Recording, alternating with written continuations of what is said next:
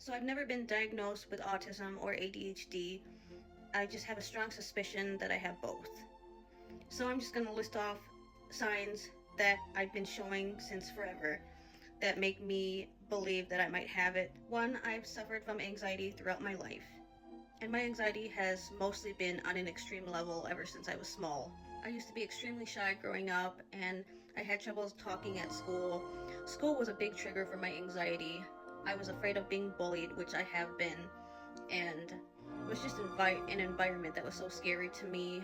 And I do appreciate my family for trying to help me, but no one could ever really figure out how to accommodate my needs. But not only did I struggle with anxiety, I also had trouble concentrating and learning. That's where I got the idea as an adult that I had ADHD. Other things I can think of is I'm more comfortable with consistency. It's kind of hard for me to adapt to a new environment or to changes, even though I do get there. It's been getting better as I've gotten older because I've learned different ways of coping and stuff like that. Textbook learning used to be super difficult. Like, I would read something and I would not know how to put it into my own words. I could not get the general idea of a paragraph or two, and sometimes I even had a hard time just connecting the dots. I was in constant need of someone, like a teacher, paraphrasing or re-explaining me what's on the textbook and everything else that I'm supposed to understand. I generally like to understand how things work, especially things that I deal with directly, and I naturally just like to prepare myself for the future. Just anything I can do to calm my nerves, and because I like to anticipate what's going to happen. Sometimes I don't take surprises very well, but that doesn't mean that I'm not open to spontaneity and randomness. Like, I do like adventure. I need it. And that's why I used to struggle with relationships early on. I had trouble dealing with uncertainty because I just had more of a rigid mindset, and when things just throw me off, I completely lose it emotionally. And it's taken a while for me to figure out my groove, and also dealing with conflict and navigating through my emotions and just finding my internal peace. I also used to have a very rigid way of looking at relationships and other topics that I can't really think of at the moment. Like, now I know relationships are like super diverse, and there are so many gray areas as far as like qualities that you find in different types of relationships. And in my work environment, I like to go by the guidelines. Like for example, at my workplace, we do have guidelines, but at the same time, we can also use our best judgment on handling things. But then sometimes that means you're breaking some of the rules, and that's something that used to be really annoying for me and frustrating. But since I've been there for more than 2 years, like, I finally got used to it. But that's just an example. I have a couple different hobbies, and sometimes I like to really immerse myself in them and just kind of tune everything out. If you're curious, I really enjoy singing, making art, and dancing. It's my favorite ways to cope with stress, anxiety, and just kind of an escape for me.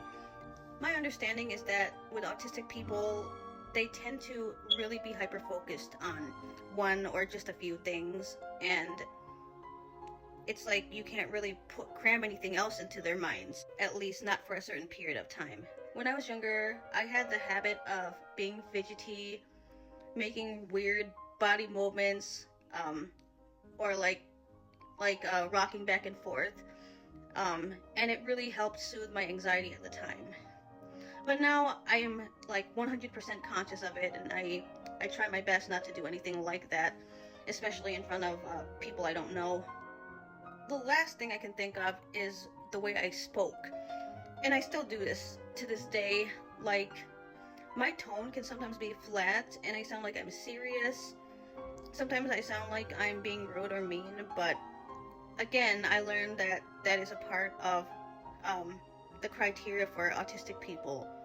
I didn't really put this all together till I was like much older as an adult, but Now that I'm here and I have, this lingering suspicion, I kind of feel more at ease because now I feel like I probably have some sort of an answer to why I'm, kind of weird and quirky the way that I am. I'm currently not assigned to a therapist.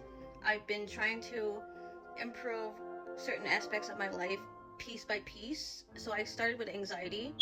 I mean, I've been working on my anxiety for a long time, but it wasn't until maybe a few years ago that I decided to kind of change things up. Because what I was trying to do back then didn't really help. That also included medication.